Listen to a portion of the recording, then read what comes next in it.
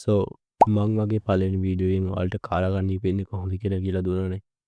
අදහන්න සතුට ඉතින් ඒ වීඩියෝ එකට views 5ක්ම තියෙනවා.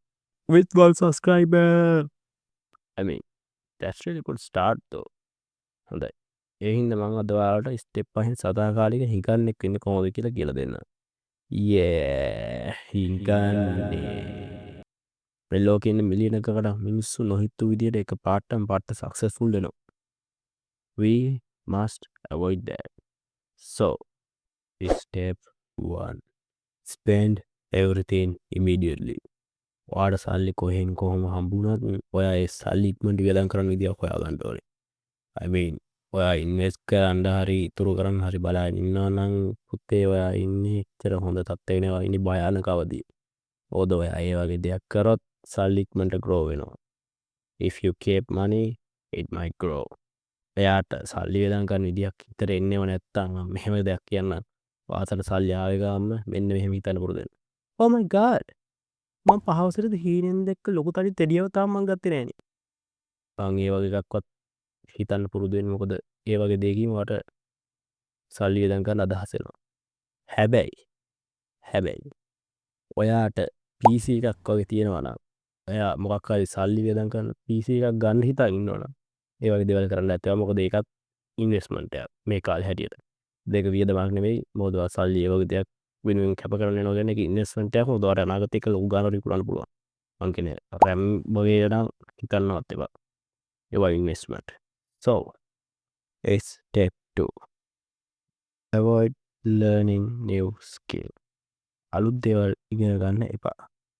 Basically skill are risky මචං. හරිද? ඔයා අලුත් skill එකක් ඉගෙන ගත්තොත් ඒකෙන් ඔයාගේ value එක අනිවාර්යෙන් වැඩි වෙනවා. ඔයා ඔයාගේ value එක වැඩි කරගත්තොත් ඒකෙන් ඔයාට හම්බෙන opportunities වැඩි වෙනවා. We cannot allow that.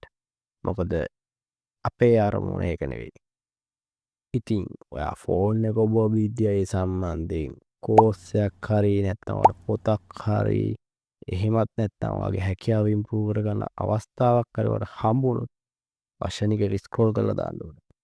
I got you homie. Step 3. Blame everything else. ඔයා අදින තත්ත්වෙට ඔයා කවදාවත් ඔයාට බැනගන්න පුරුදු වෙන්න එපා. ඒකට වැරදිකාරයෝ සෙට් එකක් ඉන්නවා.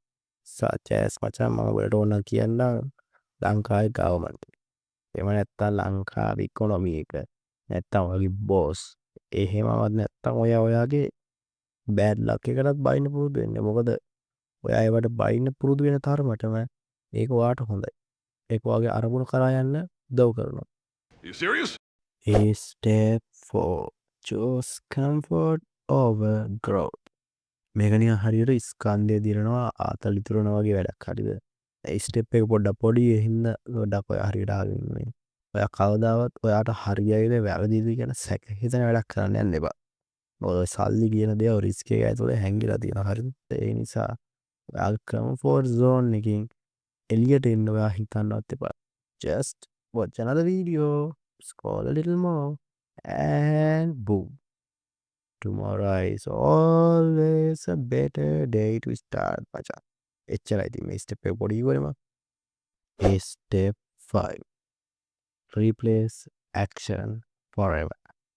මේ වැඩේ මං කලින් මගේ වීඩියෝ එකලත් කිව්වා. හරිද? අපි වගේ මිනිස්සුන්ට කරන්න තියෙන ලේසිම වගේම කරන්න ඕනිම වැඩේ තමයි planning. Just planning. හරිද? Plan the work the plan. That's bullshit මචං. හරිද? Just plan එක විතරක් කරපන්.